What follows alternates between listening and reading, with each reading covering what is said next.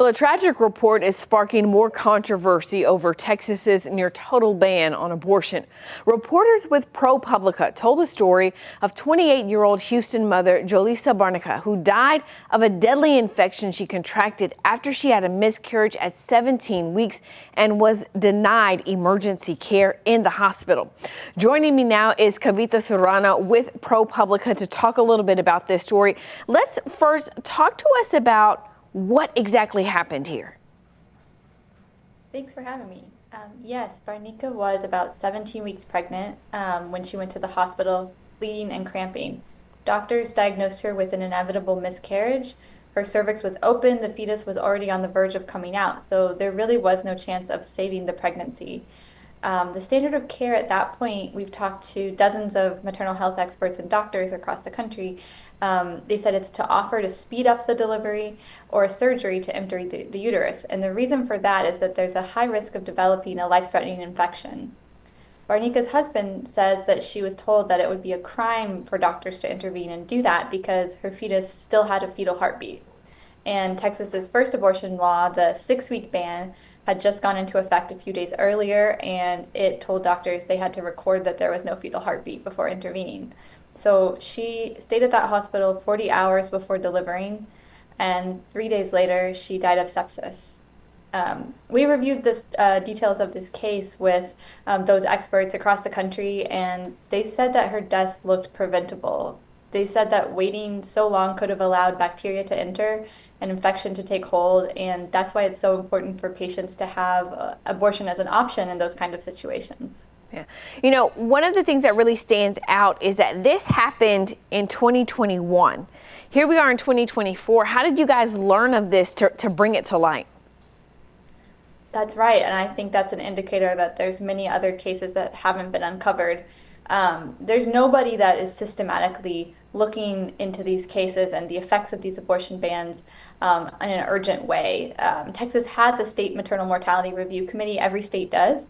They examine deaths of pregnant people, but they haven't even reached to the end of 2021, and their cases aren't public anyway. So as reporters, we're interested in looking into the effects of bans on maternal health that doctors have warned about.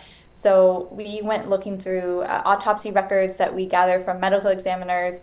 Then we reached out to families to interview them and learn more, gather their medical records, and then take those records to experts, people who have served on those kind of maternal mortality committees, people who deal with these kinds of cases every day, and review it with them. And, you know, it's especially stands out to hear doctors who say, you know, if we were in Massachusetts or Ohio where there's not a law like this, she would have been delivered within a few hours.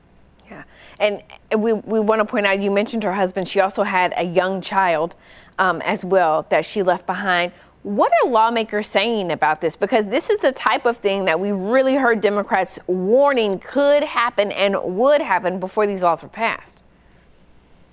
We haven't received a response. We've reached out to some of Texas's leaders who celebrated the end of Roe versus Wade, and you know, Governor Greg Abbott, who had said that the Texas ban is protecting every heartbeat.